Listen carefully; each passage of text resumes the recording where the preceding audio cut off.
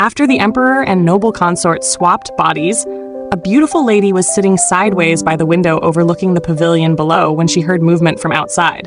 She quickly stood up and asked, "How is it?" The young palace barely managed to stand steady, gasping for breath as she said, "Niang Niang, Noble Consort Wrong, does not seem to be doing too well." At first, Concubine Li was staring blankly, but then she was overjoyed. Is it truly the end for her? It is completely and utterly true. Concubine Li almost wanted to lean back to look up at the sky and let out a hearty laugh. Zhan Yurong. Oh, Zhan Yurong. To think that there would be a day like this. Hurry up and prepare a change of clothes. I want to be there to see her take her last breath myself. By the time Concubine Li rushed over to Furong Palace, it was already packed with people standing inside and outside the palace hall. Concubine Li and Noble Consort Rong were chosen to enter the palace in the same year. Between the two of them, one was the daughter of a renowned scholar, while the other was the daughter of the general of the northwestern garrison. They were of similar status, but how they were treated upon entering the palace could not be more different. As soon as Noble Consort Rong entered the palace, she promptly received favor the very night of the same day. She entered the palace alongside 7 or 8 beautiful women, but she was the only one the emperor took a liking to, and so she was directly promoted to Noble Lady the next day. After that, Noble Consort's favor flourished, never waning as she became the most favored newcomer in the Imperial Harem. There were many who admired her and just as many who resented her. Concubine Li took pride in being known as a talented lady in the capital. She disdained the fact that she had to be associated with Zhan Yurong, this unbearable and vulgar general's daughter. Besides, the rafters at the top are the first to rot. Zhan Yurong did not exercise any restraint in the least and was bound to not last long. That was the way everyone felt. Everyone was waiting for Zhan Yurong to fall from the clouds above. However, it was unclear whether the imperial concubines were careless or not, but Zhan Yurong was promoted from a noble lady to concubine 3 months later, and within half a year, she was pregnant and conferred the title Consort Rong. Some time ago, given the fact that she had given birth to a prince, she became a noble consort in one fell swoop.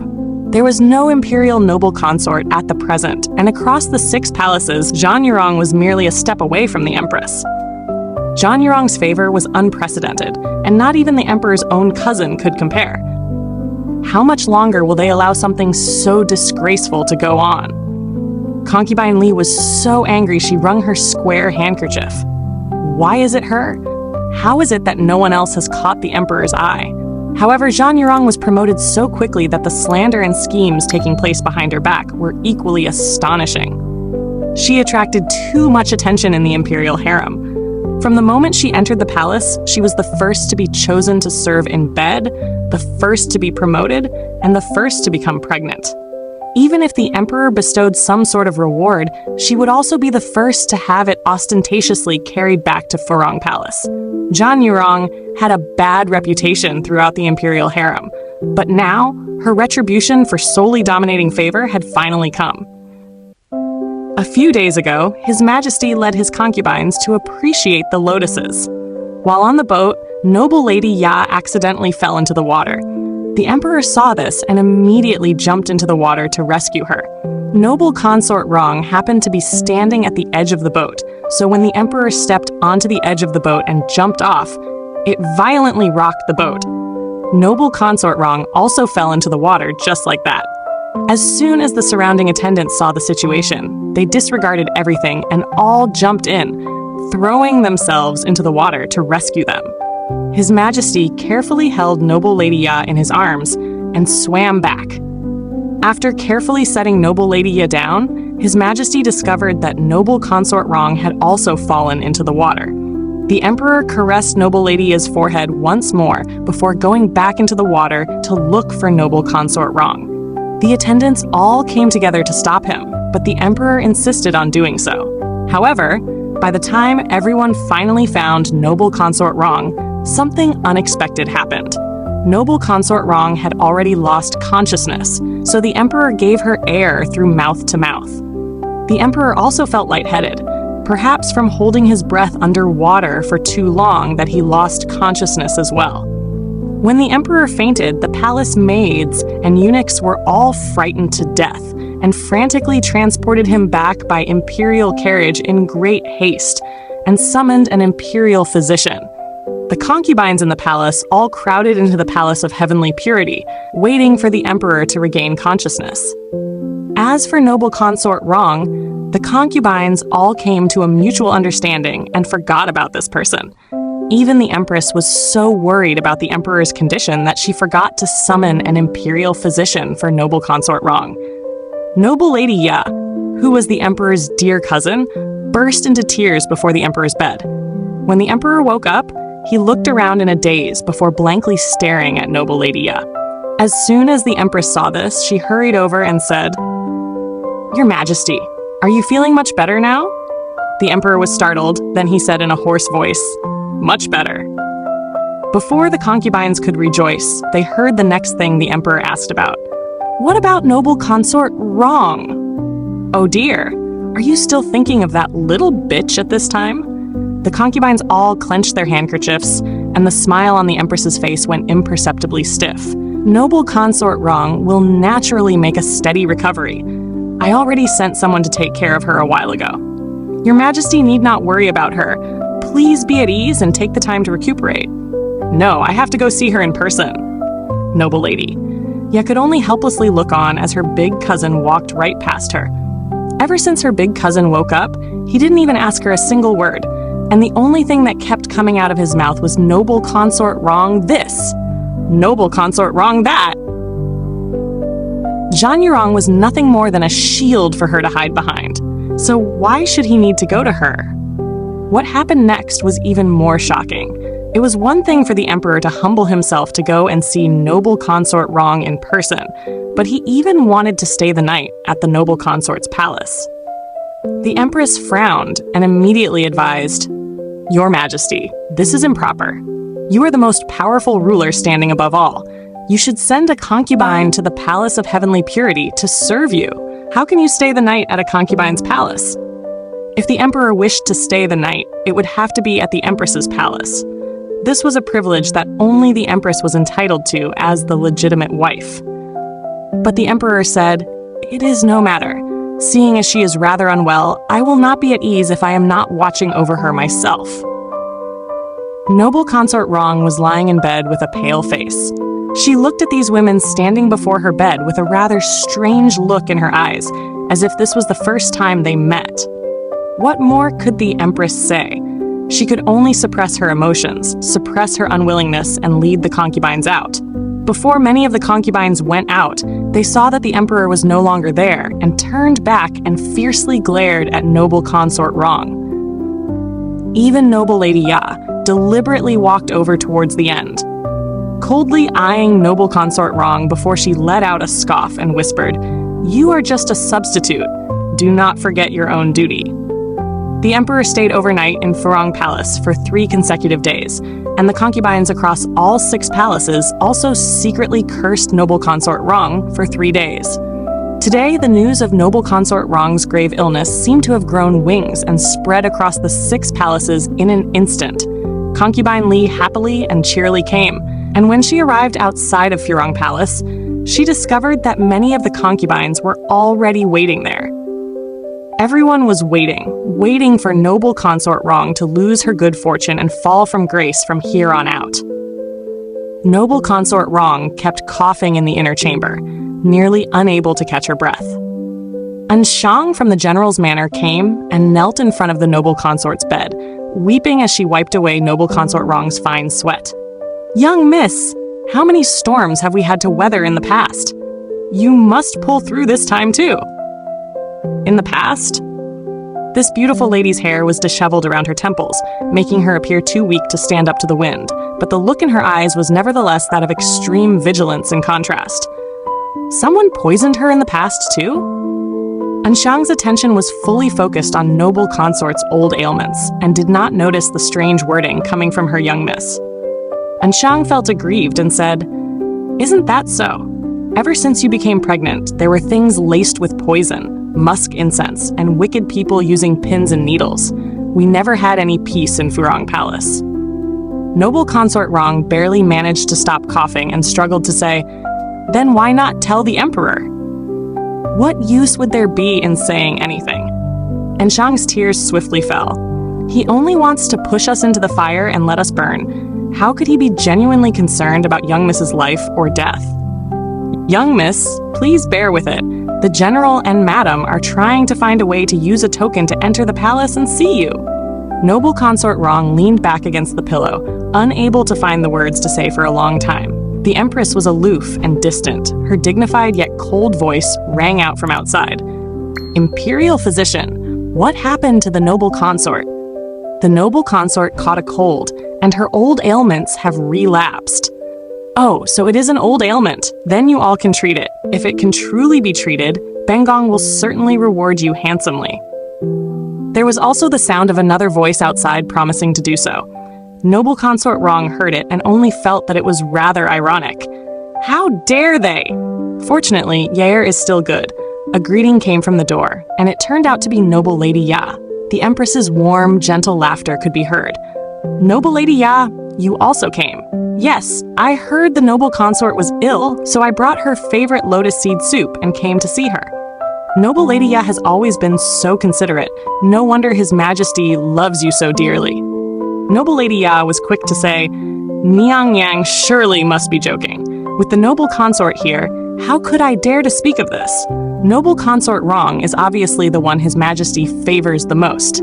The Empress smiled, but made no remark and only said, The Noble Consort is inside. Since you have gone through all this trouble to bring her favorite lotus seed soup, bring it inside. Noble Lady Ya expressed her acknowledgement in a low voice and started walking towards the inner chamber. When Noble Consort Rong heard Noble Lady Ya approaching, she involuntarily felt a hint of anticipation. When Noble Lady came closer and saw Noble Consort Rong lying in bed, her hair scattered behind her and looking like a begonia after the rain, like a weak and delicate beauty. Noble Lady coldly scoffed and ordered people to move the round stool over so that she could sit by Noble Consort Rong's bed. She spoke as she gently stirred the lotus seed soup with a spoon. You are rather good at putting on pretenses. Noble Consort Rong's mouth fell wide open, taken aback by the words she just heard. What did you say? Why are you still pretending? My cousin is not here anyways, so who are you pretending to be so pitiful for? You are just a stand-in for me like a target put up to shield me. Do you really think that you can use your status as noble consort in front of me? You? Noble Consort Rong seemed utterly shocked, her fingertips trembling as she was rendered speechless for a while. Noble Lady Ya. Ya was secretly stunned to see her like this. Since when did Zhan Yurong lose her temper like this? Noble Lady. Ya knew that Noble Consort Rong had caught a cold, and the evil qi affected her mind, leading her old ailments to relapse. Noble Lady Ya had the intention of making her angry again. If it could make her condition worsen, or make her so angry that she died of anger, then what a joy it would be for everyone. Noble Lady Ya leaned in, lowered her voice, and said to Noble Consort Rong, Are you proud that you gave birth to my cousin's only prince? Let me tell you, my cousin has long been guarded against your family. He will not let you raise this little prince. Noble Lady, Ya looked at Noble Consort Rong's wide eyes, quite satisfied with her reaction, as Noble Lady Ya continued to say, My cousin already promised me, and in the future, he will let me raise the prince in my name. He even promised to give me my own little prince eventually. You are just a stand-in for me. You have been paving the way for me all your life, and your child will also be a stepping stone for my little prince. But it is a pity that you will likely not live to see this day. Noble Consort Rong's fury affected her state of mind. She barely managed to hold back her anger and said in a low, solemn voice, She is the noble consort, and you are just a noble lady. How dare you say something like that? Noble lady? Ya started giggling like someone who had just heard something funny. You are asking me, how dare I? My cousin is His Majesty the Emperor himself. He indulges me, loves me, and promises me anything I want. Of course, he was the one who gave me the courage. Noble Consort Rong was so angry that her chest rose and fell with her breaths, unable to say a word for the longest time. Noble Lady Ya was stirring the bowl of lotus seed soup as she spoke when an eunuch's voice suddenly rang out from outside. His Majesty arrives. Noble Lady Ya immediately stood up, shyly lowering herself to salute in a delicate manner. Your Majesty. When the Emperor entered the inner chamber, his eyes swept over the palace servants and concubines kneeling on the ground, past the box of food Noble Lady Ya had brought in, and finally landed on Noble Consort Rong in bed. Noble Consort Rong had not gotten out of bed to salute, but the Emperor did not seem to mind it in the least as he sat down on the edge of the Noble Consort's bed and said, You may all rise. Noble Consort, are you feeling better now? Noble Consort Rong's expression finally showed some improvement, and she bowed her head slightly. When the Emperor saw this, he smiled and took the bowl of lotus seed soup from a palace servant nearby and said, Noble Lady Ya brought this in? Noble Lady Ya immediately responded, smiling innocently and kindly as she did so. The Emperor smiled and nodded. Noble Lady Ya is quite considerate. You have always been so kind towards Noble Consort Rong. She will surely remember your kindness for a lifetime. Noble Lady Ya expressed her agreement in a soft, delicate voice. She thought to herself, Sure enough, my big cousin still likes the pure, delicate, and innocent kind of girl the most. In her cousin's heart, she must be a pure and kind-hearted lady as well. The Empress saw the Emperor praising Noble Lady Ya and almost wanted to personally feed the medicine to Noble Consort Rong with the way things were looking, except the latter had never shown any interest in the Empress herself. The Empress could not idly stand by and watch any longer and interjected, Your Majesty, you are the powerful ruler standing above all. How could we let you do such a thing? How about you give me the bowl of medicine, and I will feed it to Noble Consort Rong? No need, the Emperor said. Noble Consort Rong is tired and needs the peace and quiet to recuperate. You all should head out first. This? The Empress looked on with a frown, but seeing the determination in the Emperor's expression, she could only reluctantly take her leave. Even Noble Lady Ya looked back 3 times as she was led away. Seeing everyone withdraw from the chamber, Noble Consort Rong let out a weary sigh. I was wrong to have blamed you in the past. The Emperor smiled and said, It is no matter. There was not the slightest bit of falsehood in her words, and soon enough, it will be no matter at all. A soft smile suddenly appeared on the Emperor's face. It was the kind of smile that was rather pleasing to the eye when it appeared on a woman's face, but when it appeared on the face of the most powerful ruler in the land, it felt rather ill-disposed. The Emperor smiled as he stirred the bowl of lotus seed soup with the spoon and said, Your Majesty, allow Chengqi to feed this soup to you. The Emperor, who had inexplicably swapped bodies with his concubine and was also Noble Consort Rong at this moment, nodded and had no qualms about opening his mouth to let someone else serve him. He thought Zhan Yurong was still sensible, and when he returned, he would definitely reward Zhan Yurong handsomely and promote her. His beloved concubines turned out to have such faces behind his back, truly spoiling one's appetite. And besides, they were not as docile as Zhan Yurong. The former Noble Consort Rong, who was now the Emperor, fed the other person the lotus seed soup spoonful by spoonful. There was an imperceptible smile on her lips, and when the other person finished the soup with nothing left behind, she set down the bowl and helped him lie back down. Have a good rest, Your Majesty. Chengqi will stay here and watch over you. The Noble Consort Rong, whose soul had been swapped, nodded peacefully, fell asleep in this manner.